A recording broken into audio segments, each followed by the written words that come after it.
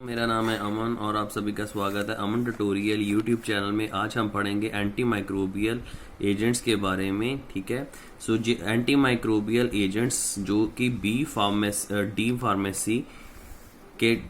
Pharmacy pharmaceutical chemistry में एक topic होगा, ट्रॉपिकल एजेंट। उसमें प्रोटेक्टिव्स आपको पढ़ने को मिलेंगे, साथ ही साथ आपको एंटी माइक्रोबियल एजेंट और जो है एस्ट्रिंजेंट भी पढ़ने को मिलेंगे। ठीक है, सो ये उसी टॉपिक में उसी सब्जेक्ट में है ये टॉपिक सारे, ट्रॉपिकल एजेंट में। एंटी माइक्रोबियल एजेंट्स के बारे में चलिए जान लेते हैं कि ये क्या होते हैं।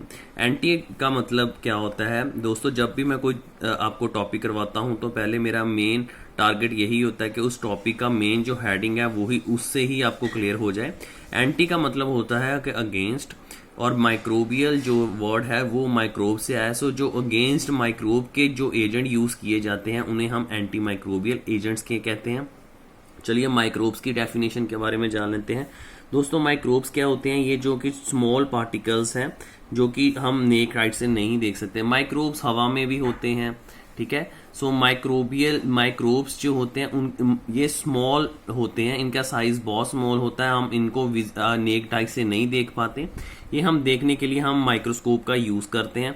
सो माइक्रोब्स जो होते हैं वो काफी टाइप्स के हैं, जैसे बैक्टीरिया भी एक तरह का माइक्रोब है। ठीक है, सो वायरस, फंगी, प्रोटोजोआ, ठीक है ना, जैसे कोरोना वायरस आजकल चल रहा है तो वो भी माइक्रोब्स के अंडर ही कंसीडर इसको करेंगे। बैक्टीरिया की बात करें तो बैक्टीरिया भी आ जाते हैं। जैसे हम काफी सारे एंटीबायोटिक यूज करते हैं तो वो क्यों करते हैं? बैक्टीरिया को किल करने के लिए करते हैं। सो ऐसे ही काफी ये सारे माइक्रोब्स की ही है। एल्गी भी इसमें कंसीडर हम कर सकते हैं। ठीक है ना, सो ये जो है कि रिस्पॉन्सिबल हैं, किस लिए रिस्पॉन्सिबल हैं? यही इन्फेक्ट करते हैं इंसानों को भी और पेड़ पौधों को भी, यही हार्म करते हैं। सो ड्रग जो कि, और ऐसा कोई पदार्थ जो इन माइक्रोब्स को मारे उन्हें हम क्या कहते हैं? एंटी माइक्रोबियल प्रोडक्ट्स या ड्रग्स कह सकते हैं। ठीक है दोस्तों, एंटी माइक्रोबियल्स जो है ना, इनके अंदर कौन कौन सी कैटेगरी, हम अगर इनकी क्लासिफिकेशन के बारे में देख लें तो इसके अंदर ही एंटीसेप्टिक्स आते हैं, डिसइंफेक्टिव्स आते हैं, जर्मिसाइड्स और बैक्टीरियोस्टैटिक, और साथ ही साथ सैनिटाइजर्स आते हैं। सो ये इसकी आप कह सकते हो कि अगर हम इसकी क्लासिफिकेशन की बात करें तो एंटी माइक्रोबियल के अंदर ही एंटीसेप्टिक, डिसइंफेक्टिव, जर्मिसाइड्स और आप कह सकते हो कि बैक्टीरियोस्टैटिक और सैनिटाइजर भी इसके अंदर ही, एंटी माइक्रोबियल एजेंट्स के अंदर ही आते हैं। ठीक है, सो यहाँ क्या लिखा है कि भी माइक्रोब्स ऑर्गेनिज्म अटैक के जो माइक्रो ऑर्गेनिज्म है उनका टारगेट ये नहीं कि वो सिर्फ लिविंग ऑर्गेनिज्म को टारगेट बनाते हैं, वो नॉन लिविंग पे को भी टारगेट बनाते हैं, उन पे भी अपना सर्वाइवल करते हैं। They live on the dirty area, sorry, ये जैसे बैक्टीरियाज वहां ही होते हैं जहां गंदगी होगी। ठीक है, और जहां उन्हें खाने को मिलता है। ठीक है, जहां उनको न्यूट्रिएंट मिलता है। बैक्टीरिया को भी सेम ही केस होता है कि उनको न्यूट्रिएंट चाहिए, ऑक्सीजन चाहिए, पीएच चाहिए एक पर्टिकुलर, और इनको आप कह सकते हैं उनको भी ऑक्सीजन, सारे ये न्यूट्रिएंट्स चाहिए। जो कि हम अगर इसकी बात करें, माइक्रोब की बात करें तो अगर आपको बी फार्मेसी में पढ़ने को मिलेगा, जैसे कि माइक्रो बायोलॉजी होगा, तो उसमें आप सारी जो माइक्रो ऑर्गेनिज्म की जो साइंस स्टडीज करेंगे तो उनमें आपको पता चलेगा कि कैसे माइक्रोब्स को भी खाने के लिए डिफरेंट न्यूट्रिएंट मीडिया चाहिए, उनको ऑक्सीजन चाहिए, उन्हें टेम्परेचर की भी जरूरत पड़ती है, उन्हें पीएच की भी जरूरत पड़ती है। सो ये सारी कंडीशंस होती हैं, और जब उनको ये न्यूट्रिएंट्स मिल जाते हैं जिनसे क्या करते हैं, वो अपनी पॉपुलेशन इंक्रीज करते हैं, और पॉपुलेशन से क्या होता है कि वो स्पोर फॉर्मेशन करते हैं। They are responsible for the spore formation.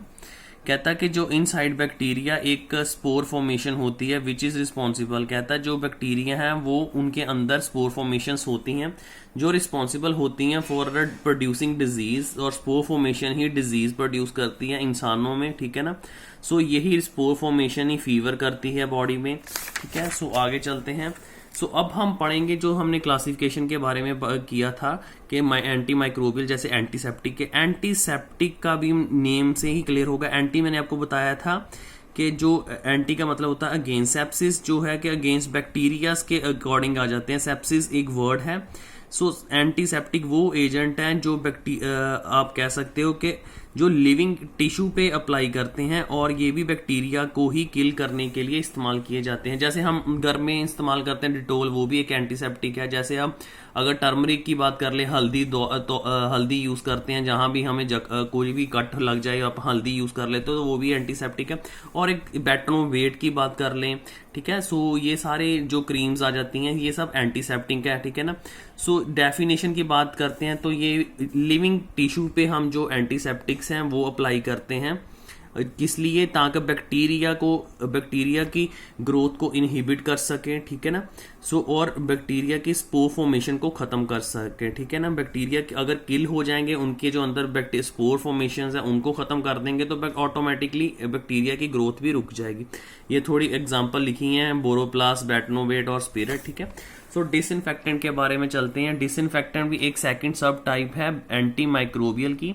Disinfectant और एंटीसेप्टिक में यही फर्क है कि ये जो डिसइंफेक्टेंट है ये हम नॉन लिविंग सरफेस पे अप्लाई करते हैं, ठीक है, और एंटीसेप्टिक जो है हम लिविंग सरफेस पे अप्लाई करते हैं। जिनके एग्जांपल, काम दोनों का एक ही है, बट सिर्फ जो अप्लाई है सरफेस जिन पे हम अप्लाई किया जाता है वो डिफरेंट है। डिसइंफेक्टेंट हमेशा हम नॉन लिविंग सरफेस पे अप्लाई करते हैं, जैसे हार्पिक, लाइजोल, फिनोल, ठीक है ना।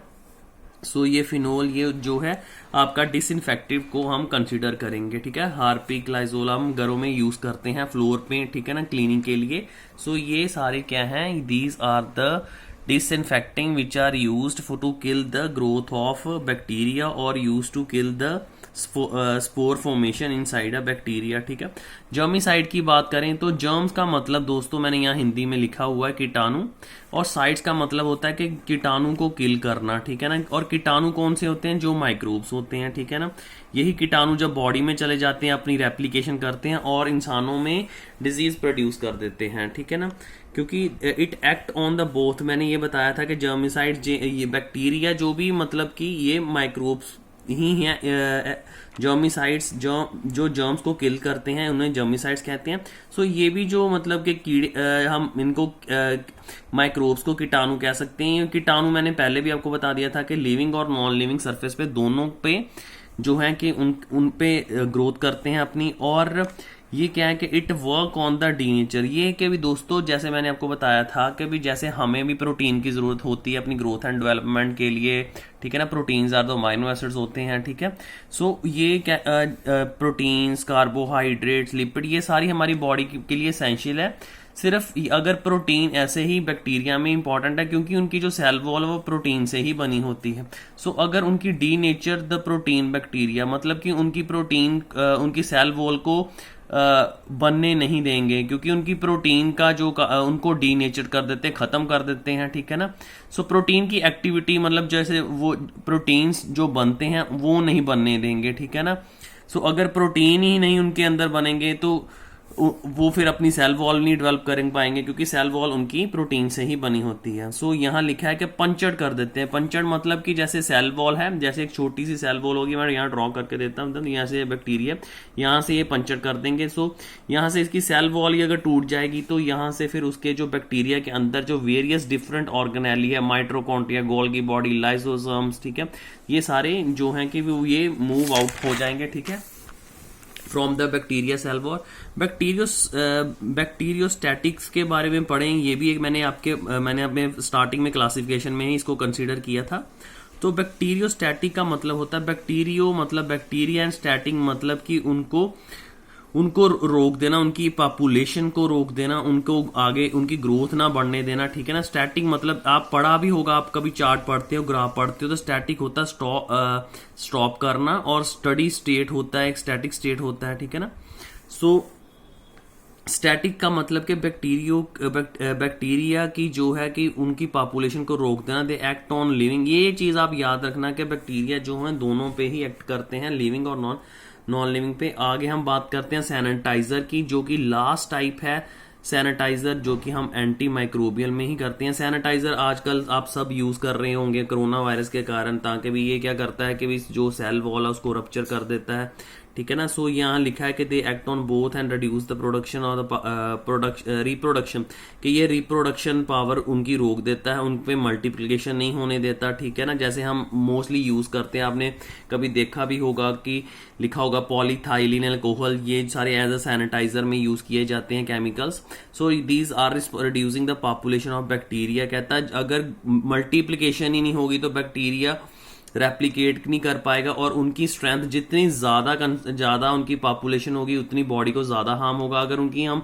मल्टीप्लिकेशन ही नहीं होने देंगे, उनकी पॉपुलेशन ही नहीं ग्रोथ होने देंगे, तो फिर वो हमारी बॉडी को भी कम नुकसान पहुंचाएंगे। दोस्तों पेपर पॉइंट ऑफ व्यू से आप बोरिक एसिड्स का एक देख लेना, जो हमारे इन पे आप इनके बारे में पढ़ना, इनकी फिजिकल प्रॉपर्टी, ठीक है, इनके आप केमिकल रिएक्शंस, इनके यूजेस, ठीक है, ये सारा आपको पढ़ना होगा।